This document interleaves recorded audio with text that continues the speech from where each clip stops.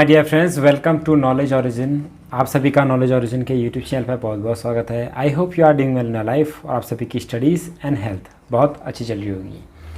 So friends, जैसा कि आप सभी को पता है, इस चैनल पर हमने उत्तराखंड पुलिस और उत्तराखंड की जितनी भी आगामी परीक्षाएँ हैं उन सभी के लिए एक वीडियो सीरीज़ स्टार्ट करी है।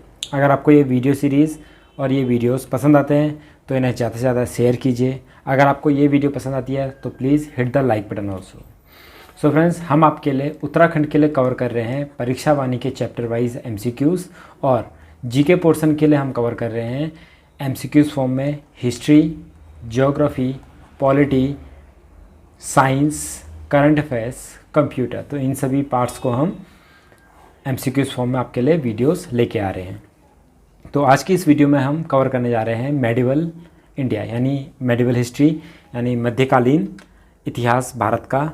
तो इसका फर्स्ट क्वेश्चन है, Mughal presence in the red fort seat with the fall of, यानी रेड फोर्ट में मुगलों की उपस्थिति के पतन के साथ समाप्त हो गई। देखिए, ये एग्जामिनर की क्या है, चालाकी है कि वो आपसे क्वेश्चन किस तरीके से घुमा के पूछ सकता है। यहाँ पर जो ये क्वेश्चन है, इसका कहने का मतलब है कि लास्ट मुग़ल शासक कौन था।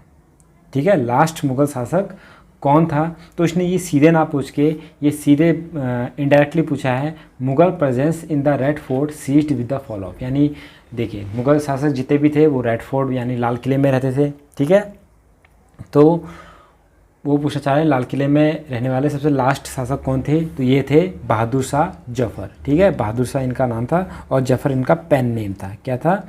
पेन नेम, जिस नाम से ये अपनी क्या लिखते थे, कविताएं, शायरी वगैरह ये लिखते थे। तो बहादुर शाह साहब, और ये लास्ट कब थे? ये 1857 की जो क्रांति हुई थी उसके बाद ये इन्होंने इंडिया को लीड किया था। ठीक है, दिल्ली में लीड किया था अगेंस्ट ब्रिटिशर्स। तो उसके बाद ये हार गए थे उस युद्ध में। ठीक है, 1857 की क्रांति में। तो इनको फिर कहाँ भेज दिया था?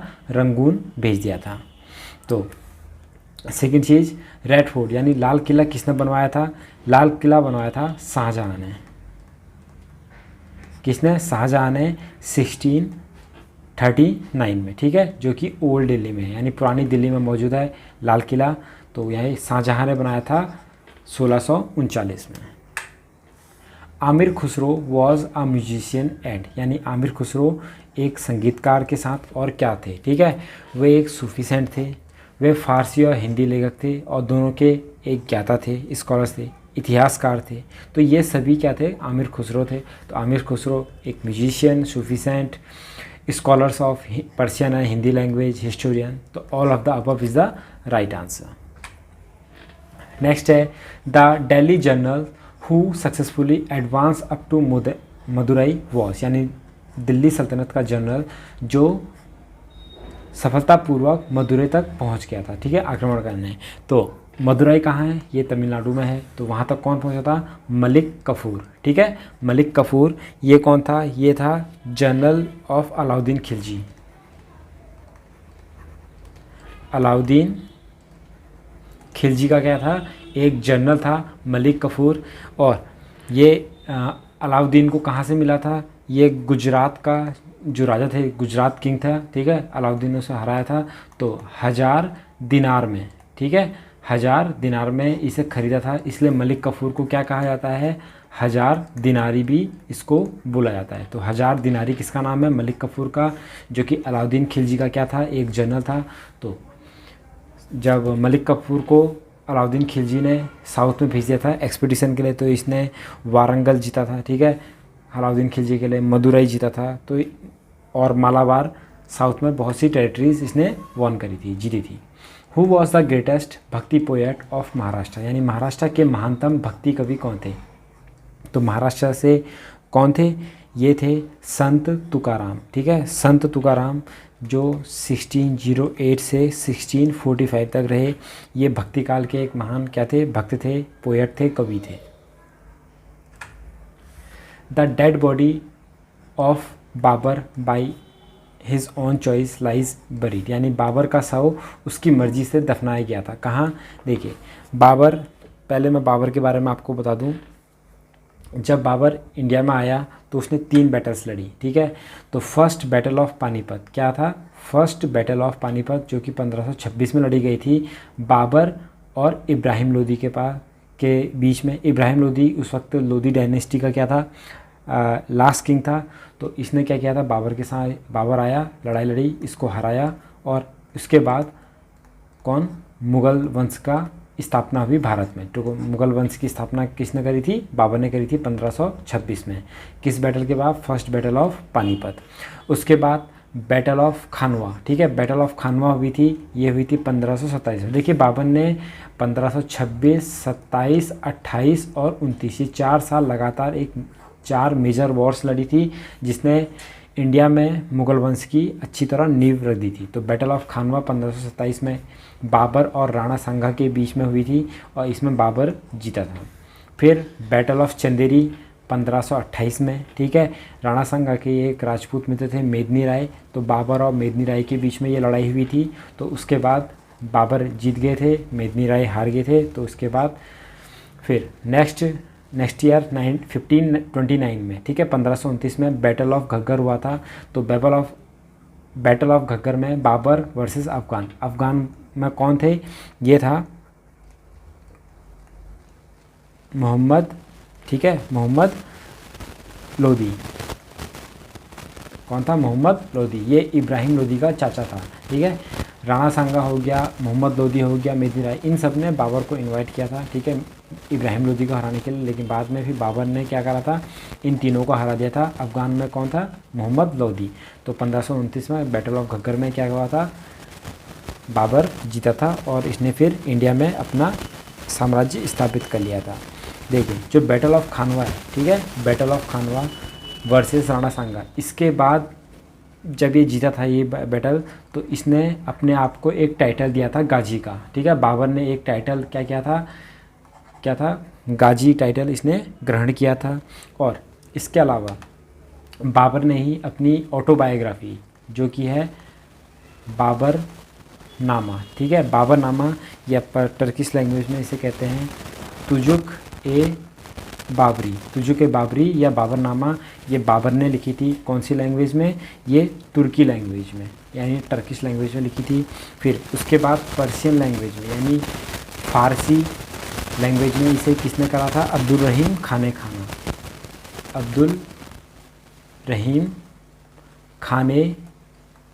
ठीक है, अब्दुल रहीम खाना ने क्या कहा था, इसका पर्शियन ट्रांसलेशन किया था तुजुक बाबरी या बाबरनामा का।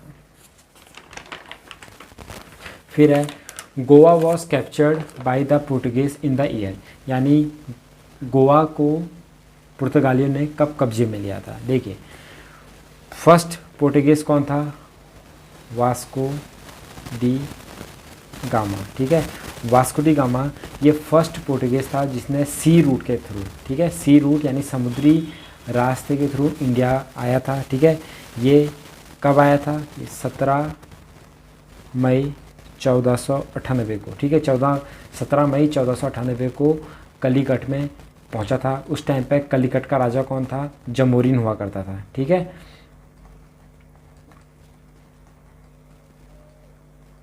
जमोरिन उस टाइम पर कलिकट का राजा हुआ करता था। तो Vasco D gamma first Portuguese जो इंडिया में आया था सी रूट के थ्रू 17 मई 1498 में, ठीक है।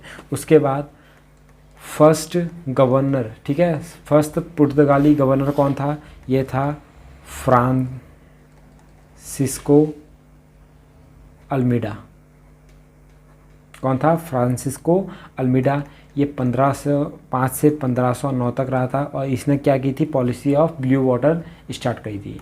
फिर उसके बाद सेकंड गवर्नर, पुर्तगाली गवर्नर कौन था, अल्फोंसो डी अल्बुकुर्क,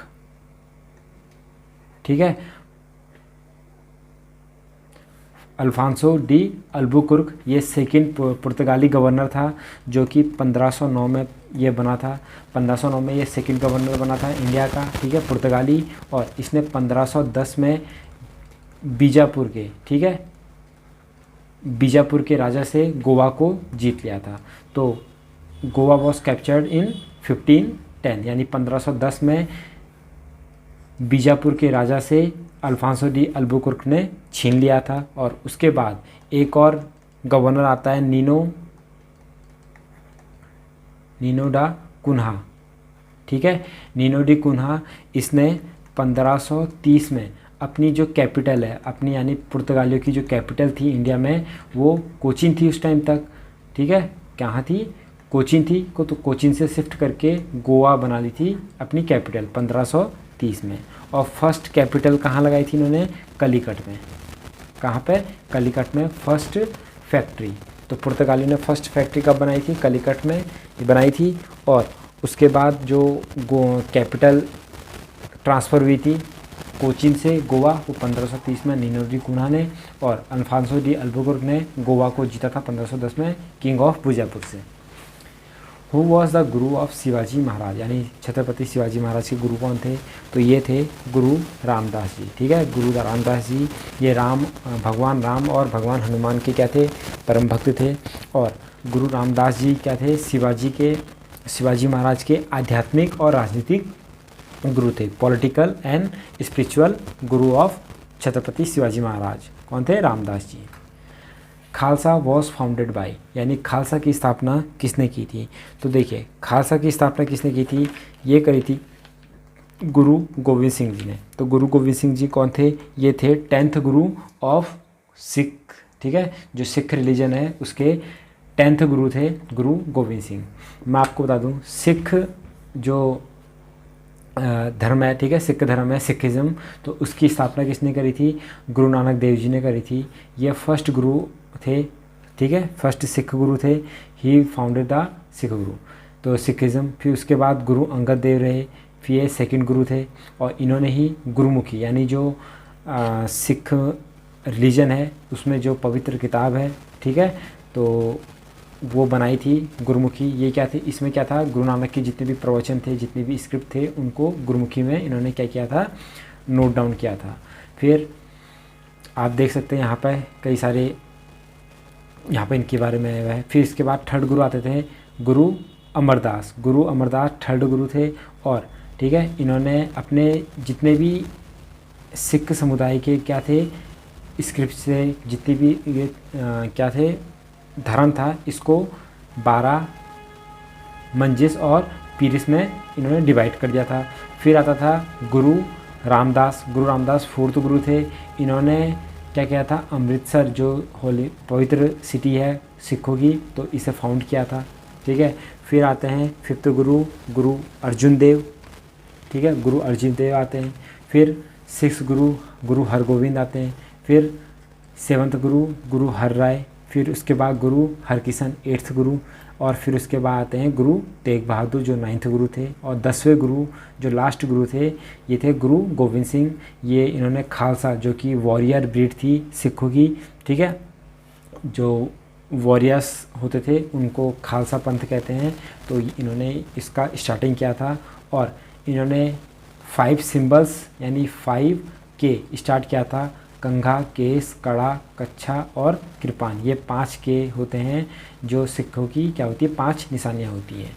इसके बाद 11th गुरु के तौर पे क्या हुआ था, 11th गुरु गुरुमुखी, ठीक है, जो भी गुरु ग्रंथ साहिब है, जो उनकी पवित्र किताब है गुरु ग्रंथ साहिब, तो ये इनके 11th गुरु के रूप में इन्होंने क्या करा था, इसे ग्रहण किया था। और ये गुरु ग्रंथ साहिब क्या रहेंगे, इनके 11th गुरु कब तक रहेंगे, अनंत काल तक रहेंगे। इसके बाद क्योंकि गुरु गोविंद के बाद इनके कोई भी शिष्य नहीं थे, तो उसके बाद हम गुरु ग्रंथ साहिब को 11th गुरु मानते हैं टिल द एटर्नल, यानी अनंत तक। फिर है a new coin called the rupaya was issued for the first time by, यानी रुपया नामक एक सिक्का पहली बार किसके द्वारा जारी किया गया था, तो किसके द्वारा, शेरशाह सूरी के द्वारा ये स्टार्ट किया गया था रुपया। ये सिल्वर कॉइन होता था, ठीक है। शेरशाह सूरी कौन था, ये सुर डायनेस्टी, ठीक है, सुर वंश का क्या था, संस्थापक था सुर वंश।